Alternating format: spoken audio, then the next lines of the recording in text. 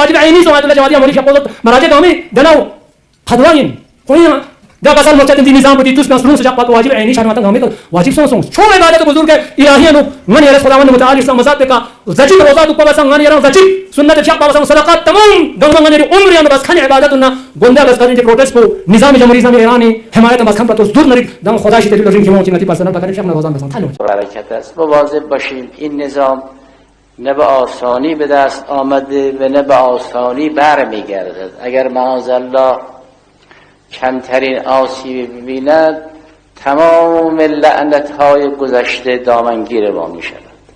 بین امانت الهی است. الی یوم القیامه هر مسلمانی که بیاید لعنتش دامنگیر ماست.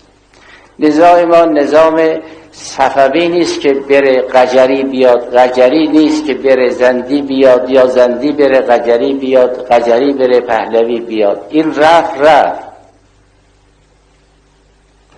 بر همه ما واجب عینی است که این نظام را حفظ بکنیم.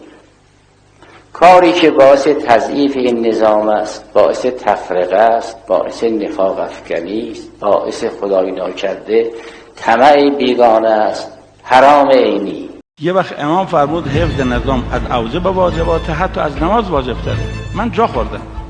بعدم قرآن اشاره داره به این که حفظ نظام از نماز واجب تره، چون ای که با خطبه های نماز جمعه پا شدن رفتن سراغ خرید، قرآن میگه اینا بی‌ادبن و اذا رأوا تجارتا او لهوا انفضوا الیها، میگه و ترکوها، پیغمبر رو تنها گذاشتن.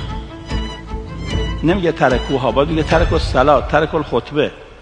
یعنی بدتر از رها کردن خطبه و بدتر از رها کردن نماز، رها کردن رهبر آسمانیه. ترکوها. این فهمیدن اولویت هاست، شناختن اولویت هاست.